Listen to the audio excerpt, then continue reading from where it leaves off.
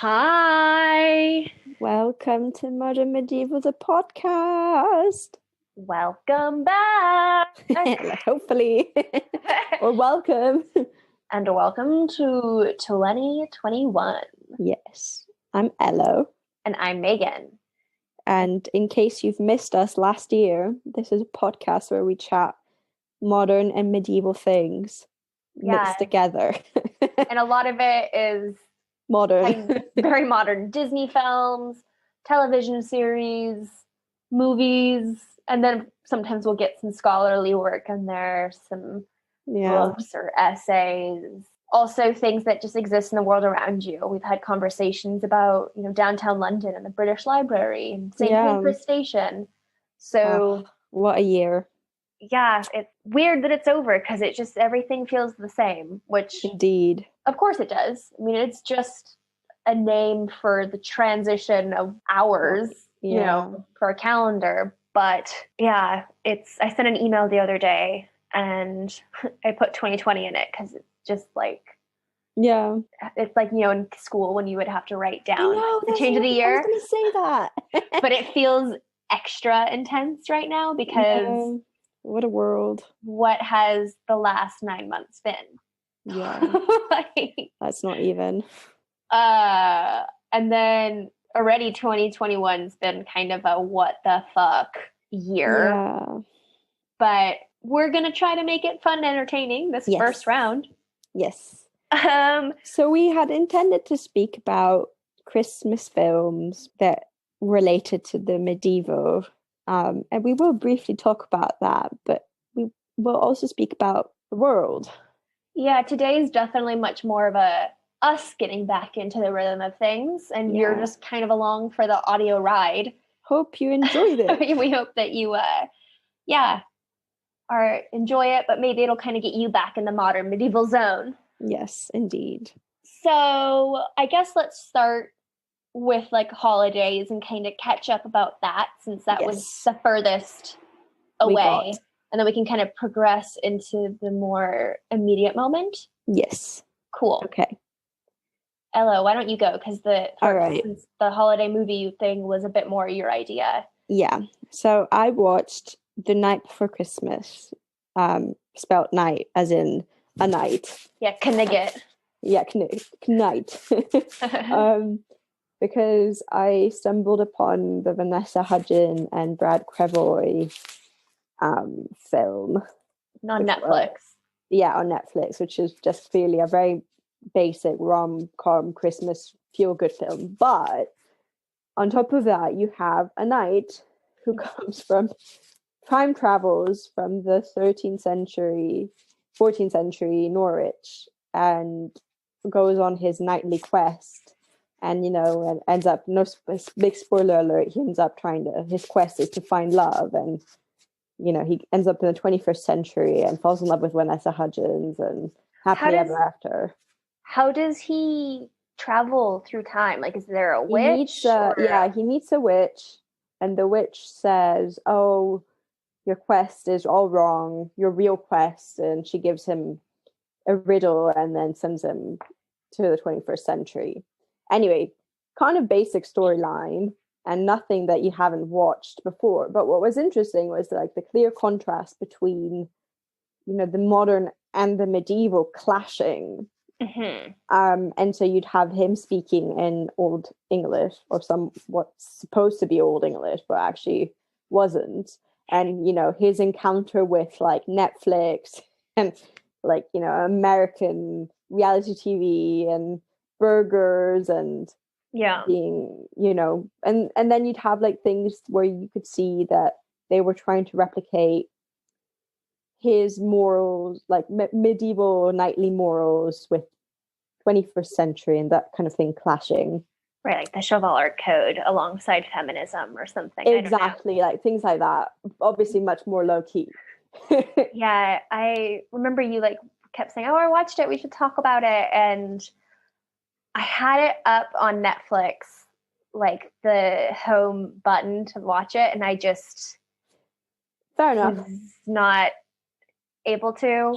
Part of it is just Vanessa Hudgens. I am not the biggest fan. I loved High School Musical. Like, don't get me wrong, growing up, that was like my moment of time. Yeah, mine too. Great. Well, I think I've only seen the first two. I don't think I ever actually saw the third one or the movie, but I was like into, you know, I never owned paraphernalia, but it's like I knew the songs. Yeah, the dance. Yeah, and like I saw Vanessa Hudgens recently. You know, I was trying to avoid her, and then the movie I chose that night to watch instead of Night Before Christmas was The Frozen Ground with Nicolas Cage and John Cusack, who are two of my absolute favorite movie actors. And it's about a serial killer. It's based off a true story in Alaska. And fucking Vanessa Hudgens is like this angsty teen in it. And I was just like, fuck me, man. Give me a break. I can't. Yeah, she's very loud. It's just like, she's not that good of an actress. And then there's just something about like a sass with her, but not in a good way where I'm like, yeah, you're strong and empowered or whatever. I'm just like, don't buy it. Stop trying. That's how I feel. You know, that's just my opinion. You could love her. Good for you. You know, I don't really care. I don't have any thoughts on her. She's one of those people, right, where like I'm like, all right, yeah. But yeah, so I didn't watch it this holiday season. I didn't watch a whole lot of holiday films this year, though, to be fair.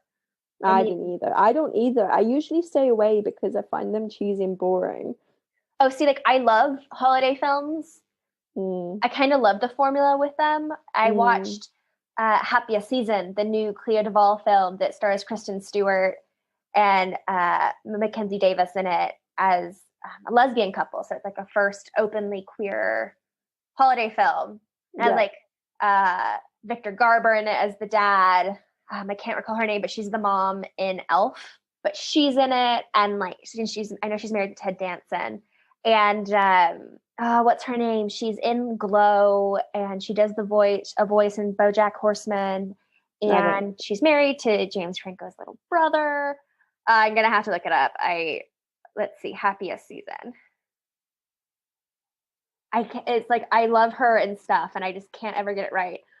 So the mom is Mary Steenburgen. Alison Brie is who I was just talking about. Dan Levy's in the film. And like Aubrey Plaza's in it.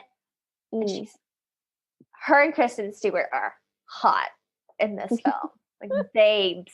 And I feel like, you know, Kristen Stewart got so much hate before, but actually she's quite cool. I've always loved her. Really? I've always loved Kristen Stewart. No way. Even when people were like hating on her, I was like, no, I like her. I love her in Adventureland. With she's got Jesse that Eisenberg. She's got that kind of look where I can understand when people find her plain, but actually in her attitude, she's really not. She's really like sassy. Yeah, she's very edgy. And I love that. And she really just doesn't give a fuck. Yeah. That's kind of her thing. Like I feel like she just does what makes her happy. And and it has always been like that. And I do respect that.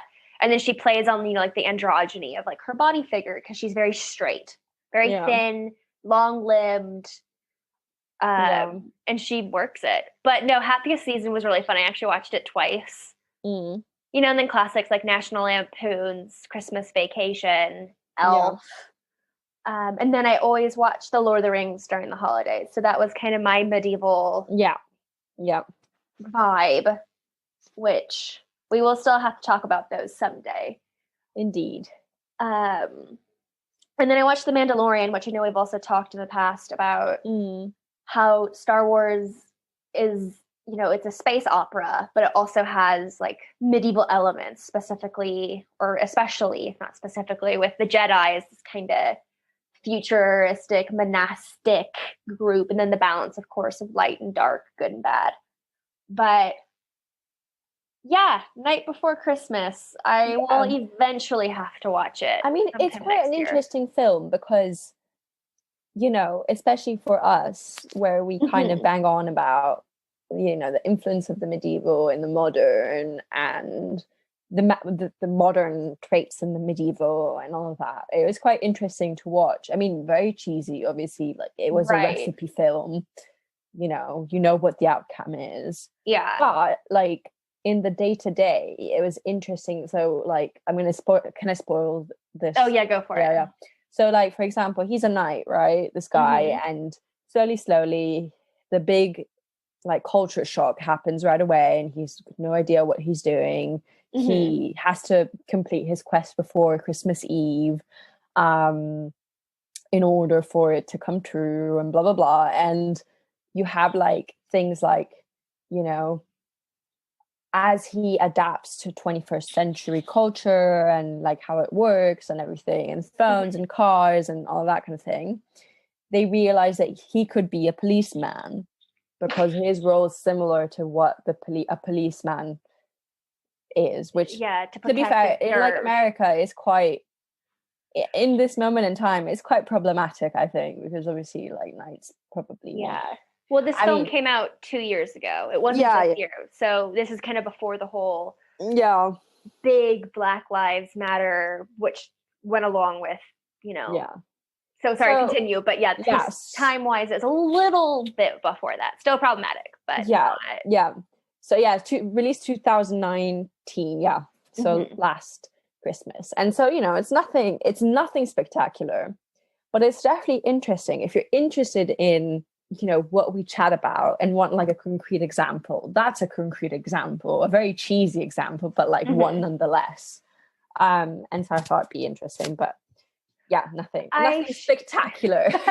I mean, for the sake of the podcast, I should have watched it, but I just was like, this year, but to be fair, like, it's been a shitty week.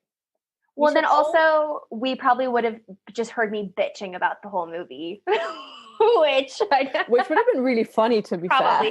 It just, to me, it sounds, you know, like Encino Man, the film with Brendan Fraser and Sean Astin. I know that outside America, it's called California Man, because something about Encino, like people didn't get that, because Encino is a city in California. You know, Pauly Shore's in it.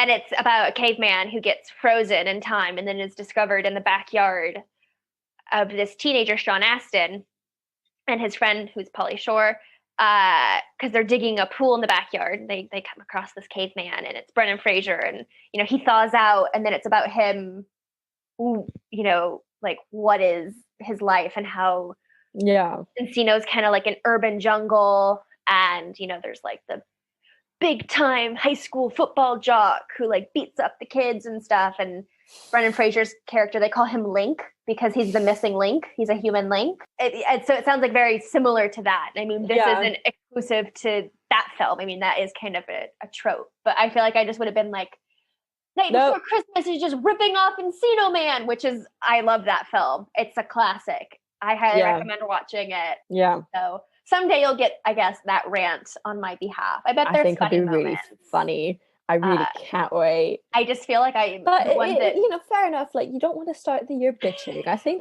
that's a good. I feel like I'm always bitching about things on the show, except for Buffy, where I'm like, it's amazing.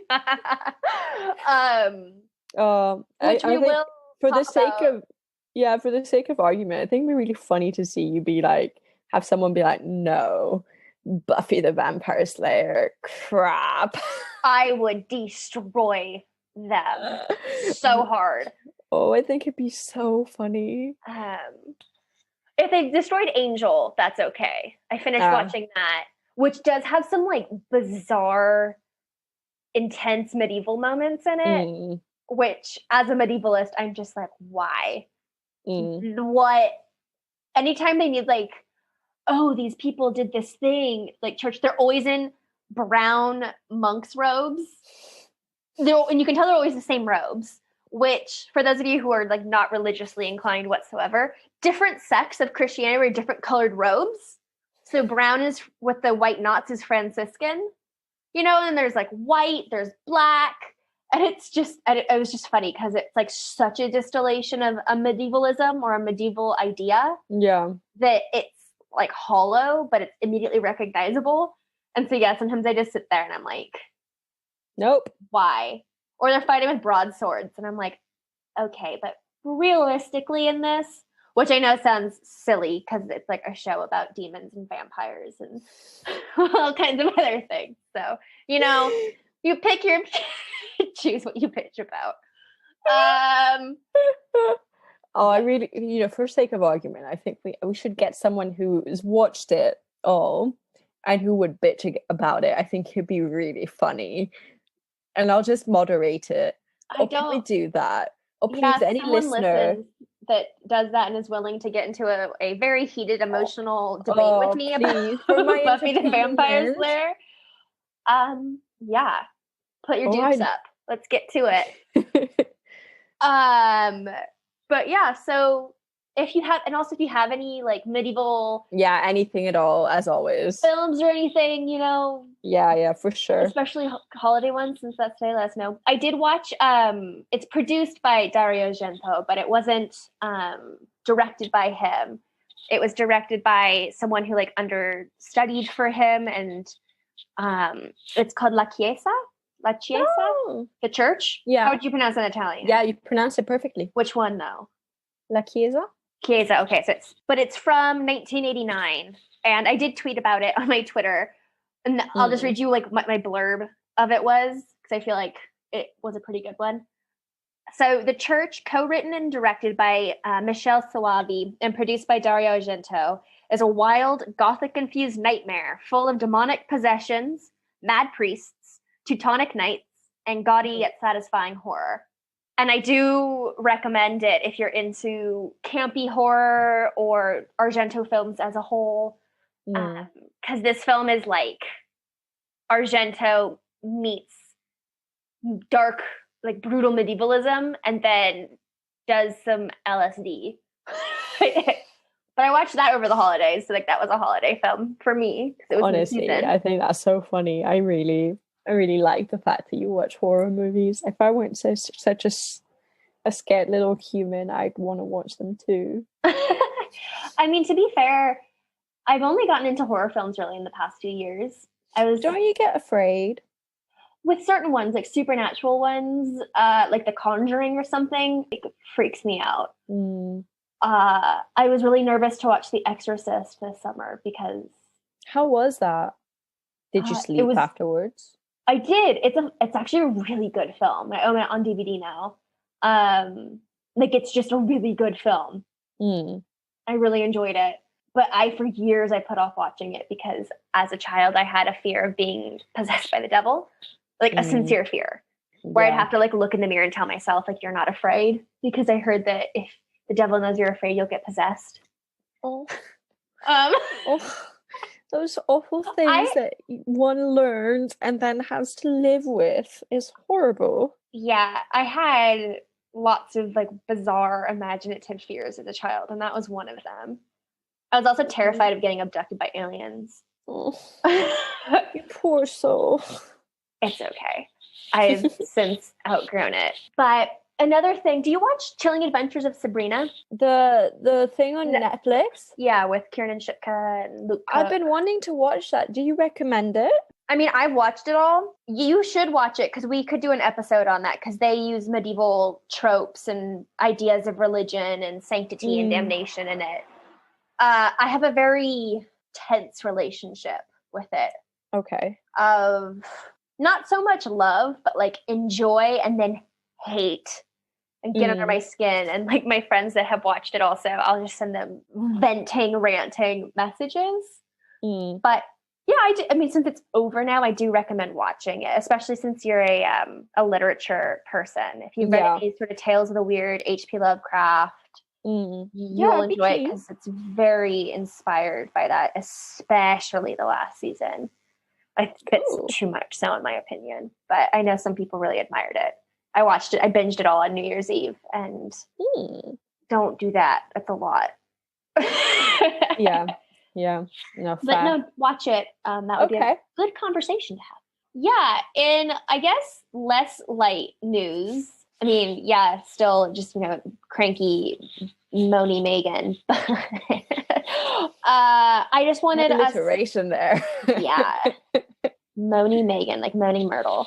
Oh, that's horrible. Don't call me that. I won't. For anyone that has any sort of connection to a smart device, knows about what happened in America this past week. Yes. we had the Georgia runoff that concluded on January 5th. And the state surprisingly swung Democratic. So now we have... Oh, right. That was so surprising. The House, the Senate, and the presidency are now all Democratic dominated. I think it is the House. One of them is a 50-50, but then Kamala is the swing. So Democratic, which was not anticipated. I mean, it was a really tense runoff for Georgia, but the Democrats were not expecting to take it all.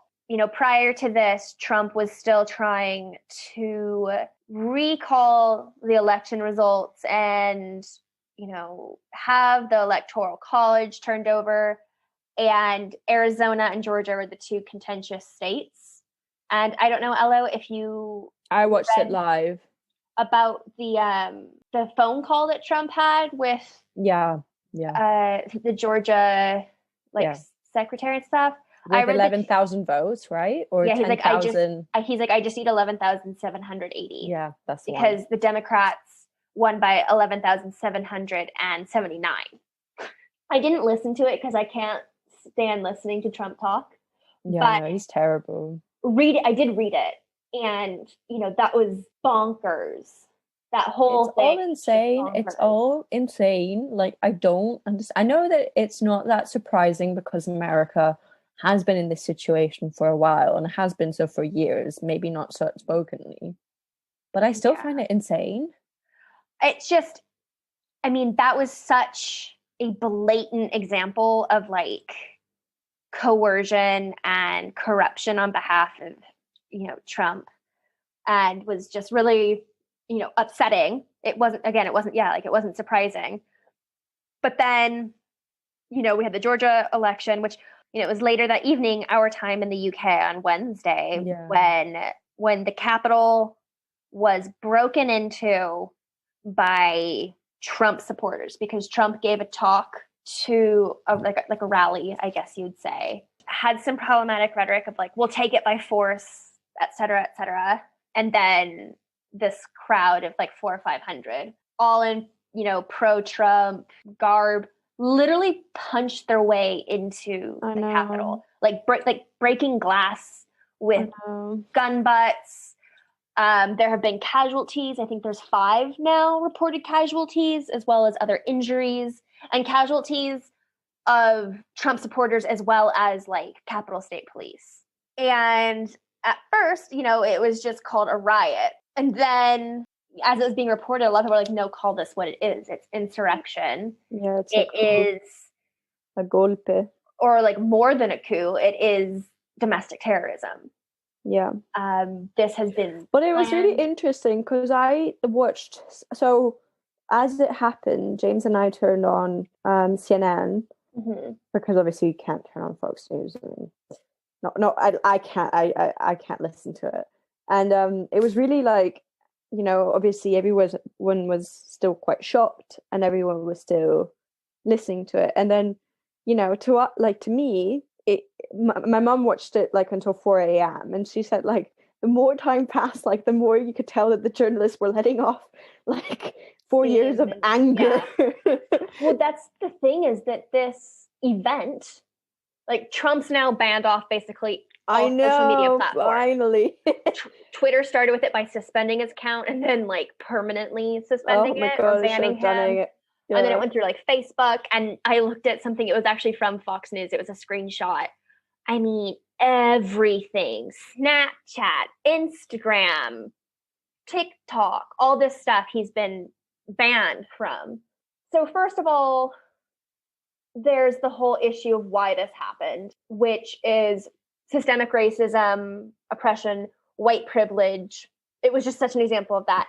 But also the rhetoric of, I remember when Trump won in 2016, and people that I know that are of the Republican Party who voted for Trump said, Trump won, suck it up, even though Clinton won the popular vote, right? Yeah. But then the Electoral College went to Trump because that system needs to be reevaluated. It hasn't changed since like 1779.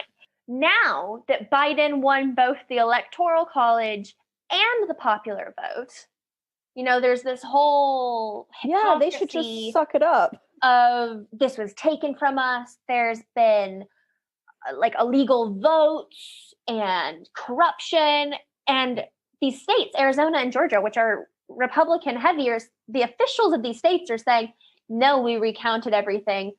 There was no more issues than normal. We watched the videos you are talking about, and the versions you have are clearly modified or edited. And so there's just this disconnect between, like they should suck it up. That's what they told us. But again, that's linked to this like privilege and this expectation and this whole clusterfuck of everything. But the reason why I'm bringing this up more than anything, not to be, like a political podcast or whatnot, but the idea of, so in the news, as you were saying, Elo, the journalists that were live and talking about it, like the later that the day went, the more that they started going, this isn't a riot, this is a coup, this isn't a coup, this is insurrection, this isn't an insurrection, this is domestic terrorism, and kind of all over the place, right? And then the next day, when the like article had been submitted, after a couple hours and gone through, there was still the language of like riot or mob, but nothing like domestic terrorism or the more extremes. And so not only is this like fucked up because the response to like the Black Lives Movement, which were peaceful protests that then were antagonized by people who dissented, and talking to people who were like, well, the Black Lives protests burnt down cities and blah, blah, blah. And it's like, that wasn't always their fault. They were pushed to that because you sent out SWAT teams. So what do you expect's going to happen? These people didn't have weapons. When there was protests of Black Lives Matter at the state capitol, they made it up 4 steps before they were like turned away, like aggressively. These people were able to just stand on the steps and do this whole thing. But the language is really what is, I think, crucial. And also for our sake, kind of, I want us to have a conversation about. I think it's thought-provoking. So for those of you who like don't know what a coup d'etat is, like the definition of it, I mean, it's like a French word, but it's a sudden or decisive exercise of force in politics, especially the violent overthrow or alteration of an existing government by a small group.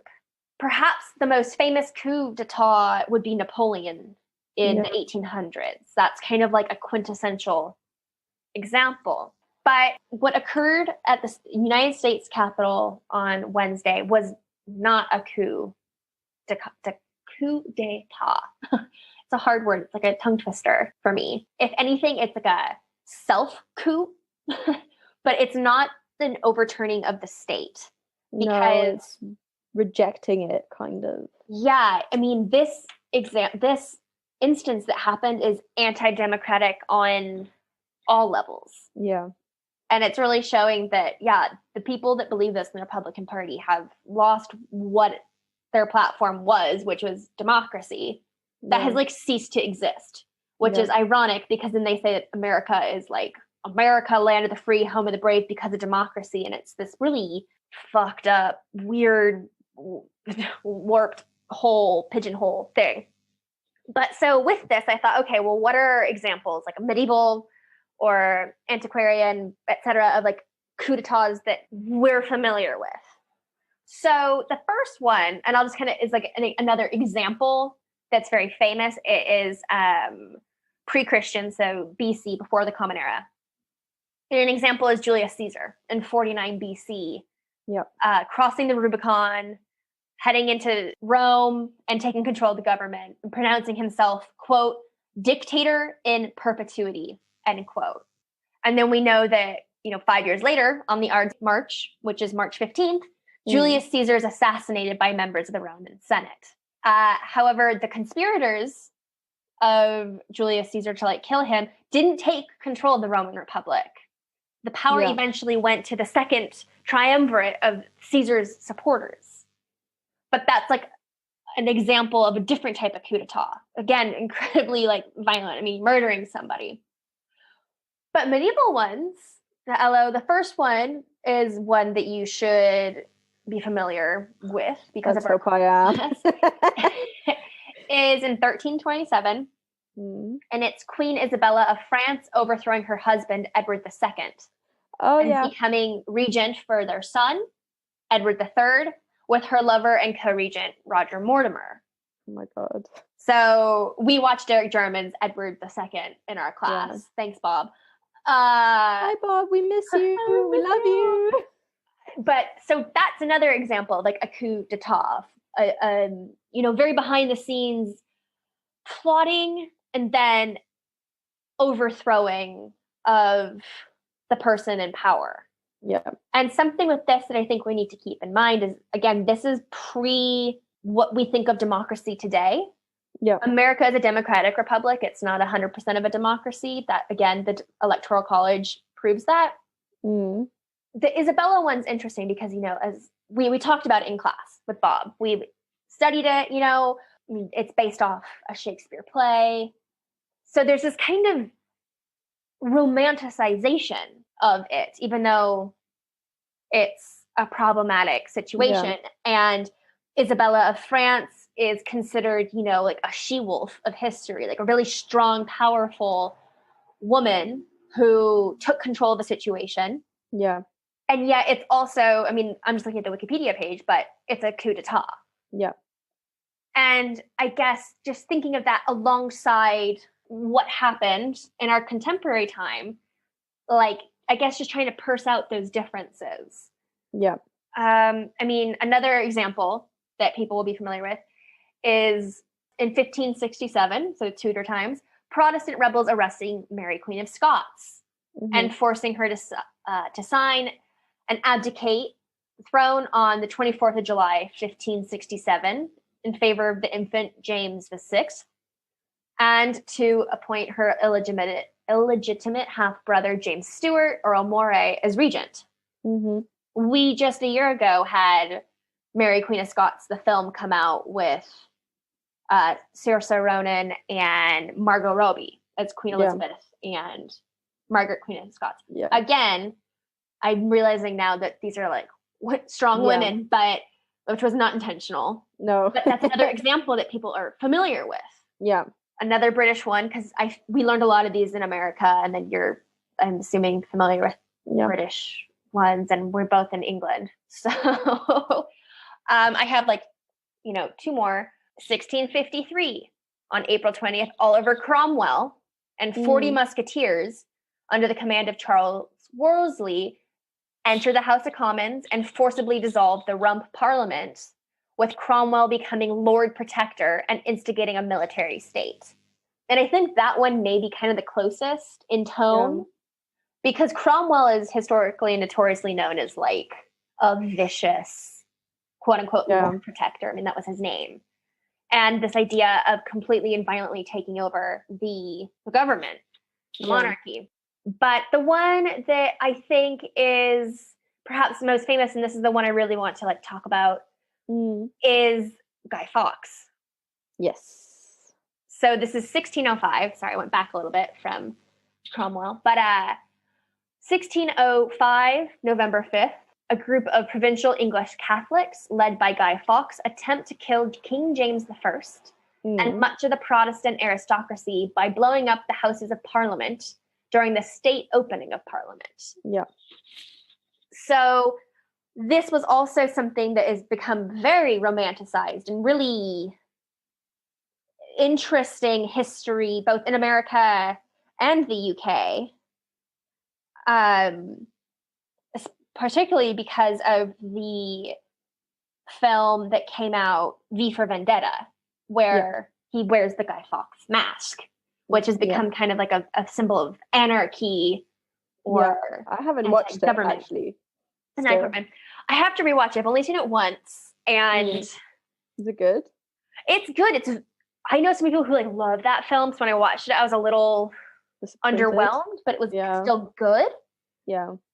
But, that film is such an iconic example of throwing over capitalism and throwing over, politics as it is. And I guess I'm just trying to think of why that is encouraged.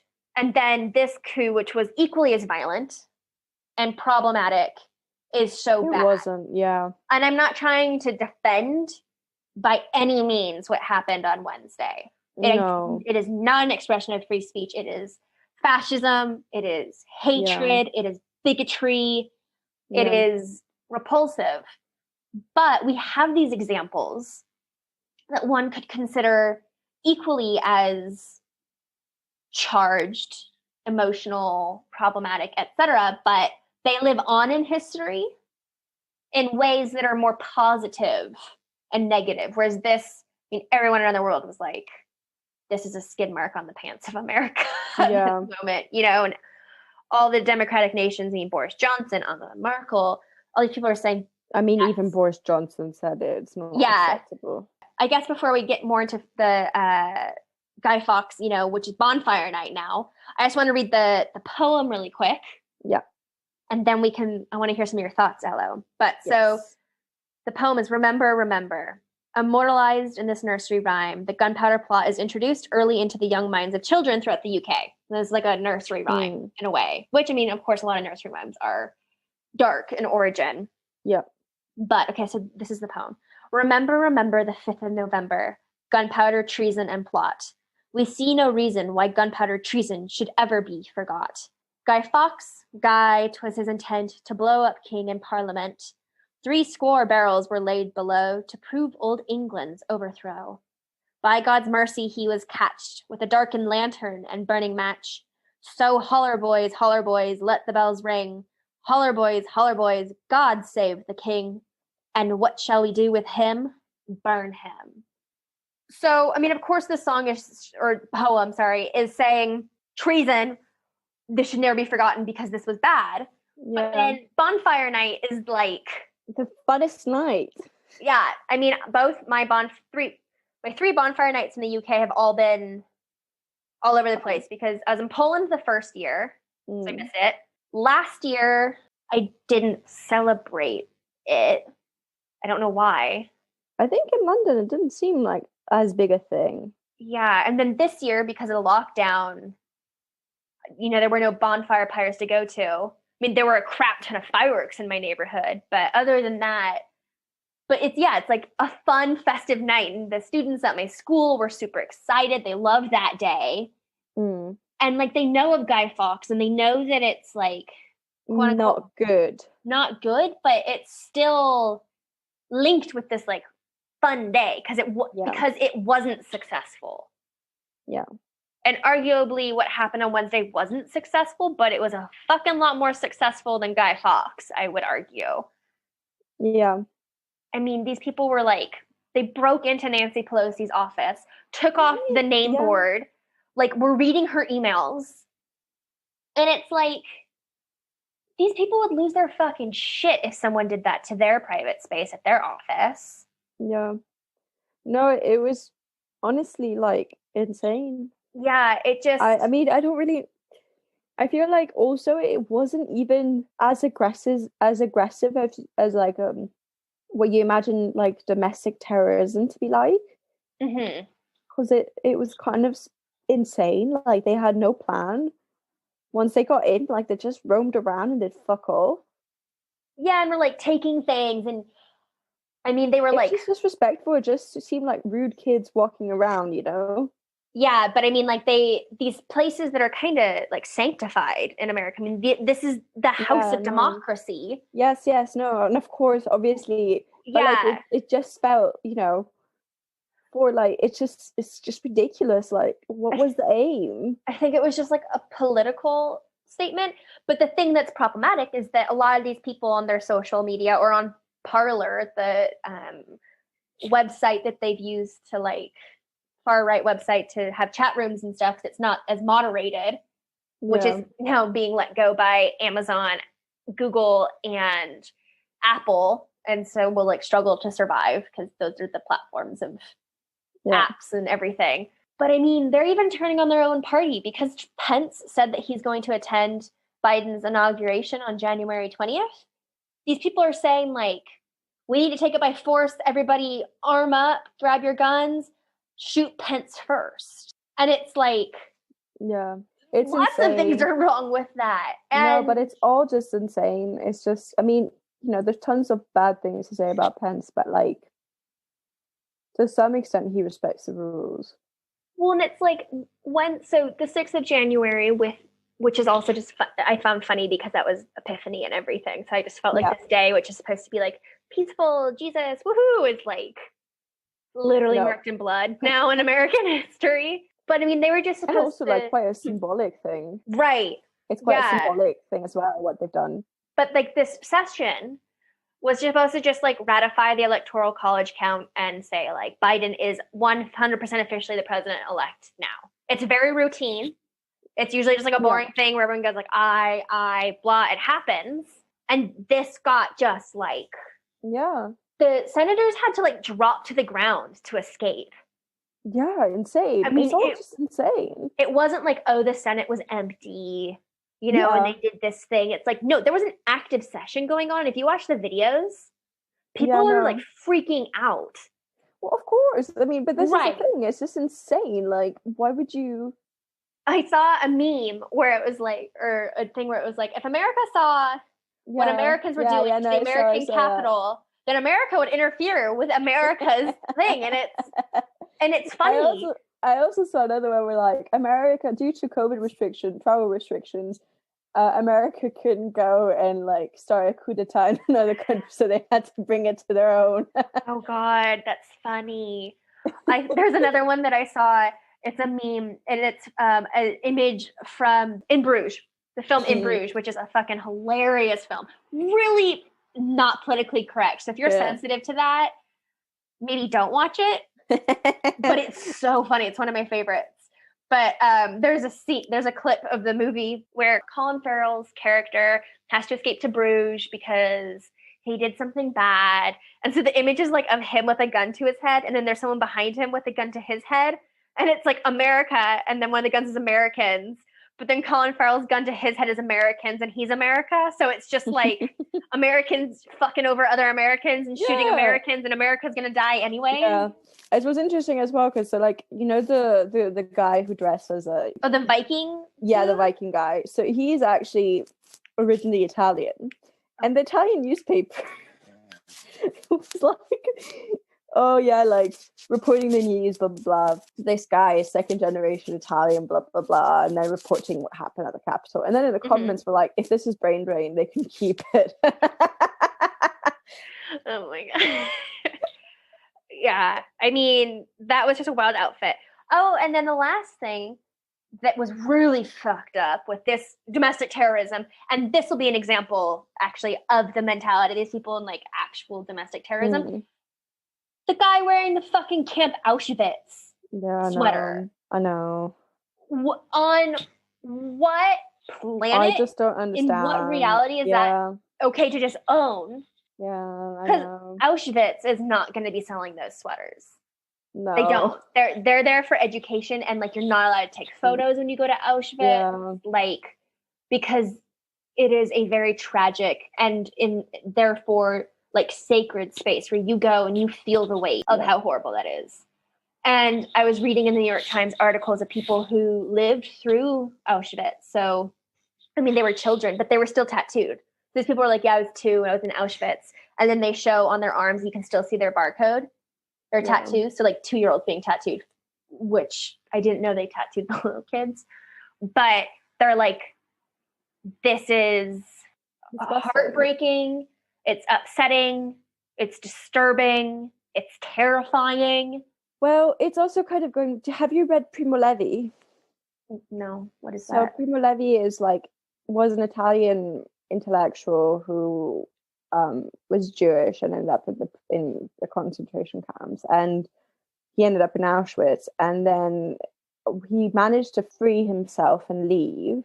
Mm-hmm. And then he's so traumatized that he wrote both a poem and then a book on what it was like for him. And his whole life mission was to, educate the younger generations on what occurred.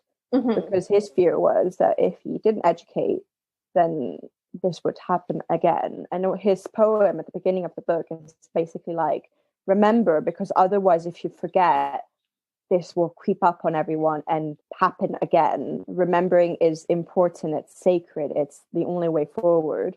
Mm-hmm. And so in a way, like what you see now is in these insane things, like these horrible historical events are brought to the fore as if they were nothing, as if like they weren't, you know, something that's affected thousands of people. Yeah, it just, in the vein that you're saying, I mean, that was such a clear, like, fact that this ideology, these groups are fascists. Yeah. Other coups that I was looking at that were, you know, 20th or like famous ones that was like Bonaparte, Francisco Franco. Yeah. Pinochet in Chile. Like, yeah. Mussolini did the same thing. Yeah. So it's like these big figures in modern history that we know are bad, that have, like, are taught as bad. But yeah, there's some fucked up thing that's happening. Yeah, well, where times are hard. Fascism is always kind of born in moments of great difficulty and distress. Yeah, and I mean, Trump was becoming an authoritarian leader. He's insane. Insane. I don't think anyone could have coped with another 4 years of him. Like, I think, well, I mean, yeah, his people all dead. I mean, the fact that like Mitt Romney was condemning what happened on Wednesday, the insurrection, that even Mitch McConnell said things where he's like, "This has gone too far." Yeah, but Trump is still like, "No, it wasn't like that bad," you know. And it's just like, dude, because he was standing in a tent across the way with like his kids, and I watched a video where they're just watching what's happening live and like listening to 60s and 70s pop music, watching this shit happen. And Trump's like, "Oh, it's like, be peaceful, let's not hurt things." And it's just one of those things where it's like, if anyone in this crowd was a person of color, yeah, they'd all be dead. They would have been shot so goddamn fast. Yeah. To kind of like, I guess, wrap this up, because I think we could talk about this for forever. Yeah. I loved George W. Bush's statement where he says, "This is how election results are disputed in a banana republic, not our democratic republic." And so that's horrible, because banana republic is supposed to be kind of like a slur, but I read it the first time as like a banana republic store, which made me laugh so hard. And then I was like, "Oh, this is like way more problematic." Did you see the Jerry Saltz thing where like on his Instagram he took a picture of a Kenyan or I think it was Kenyan newspaper, which was like, "And they call us a banana." Yeah, I saw that. It was really funny. Yeah, and I'm wondering if George Bush was like responding to that or something. I mean, of course, because he's like white and saying that could but it did make me laugh because A, it's true, and then B, my misreading of thinking of like middle upper class women's clothing shop, and and like the Karens being like, I need to speak to the manager. I'm just hoping, that the transfer of power on January 20th is not going to be violent and have deaths. I really hope they're going to do something to him. I hope he's going to be persecuted for every shit he's done. Well, there's currently talk of Trump being impeached. But the process with that and everything, it may not happen. But if he's impeached, he won't get the $200,000 a year stipend as like an ex-president. He won't get the $1 million a year travel funds. He won't get the lifelong Secret Service detail, and he won't be able to run for president again. Yeah, I think that's very important. I think that's the most important one. Yeah.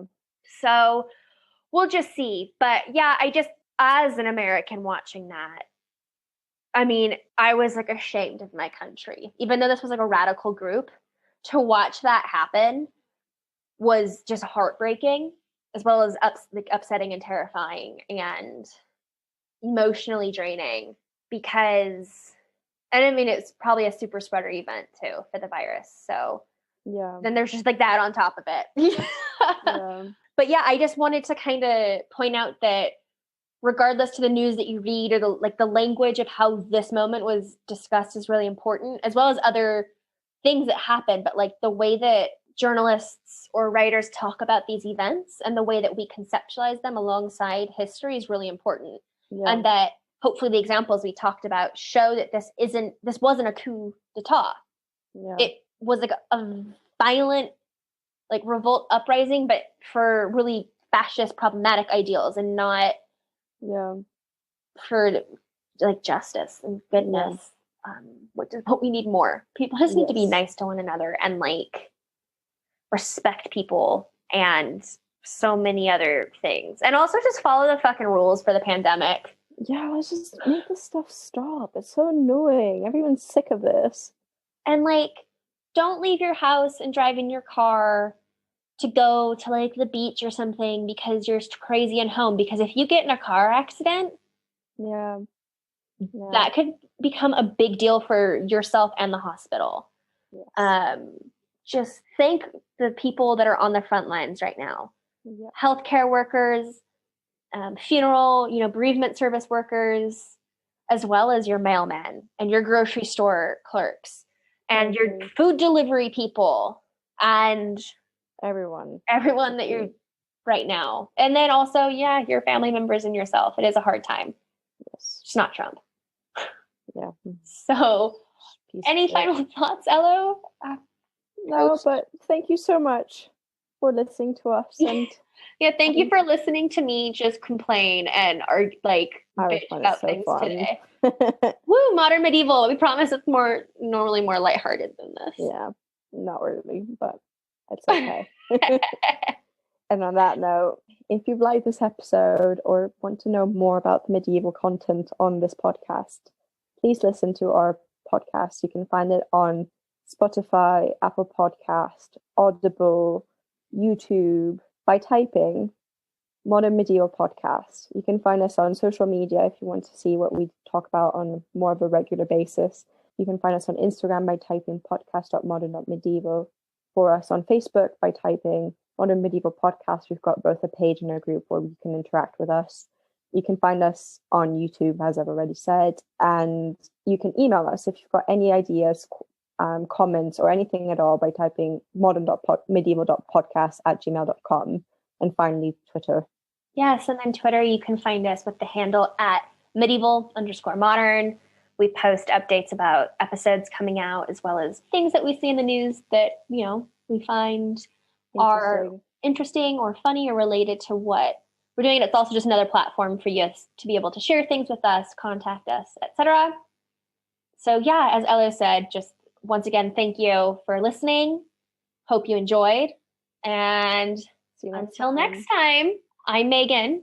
And I'm Elo. And this is Modern Medieval, the podcast.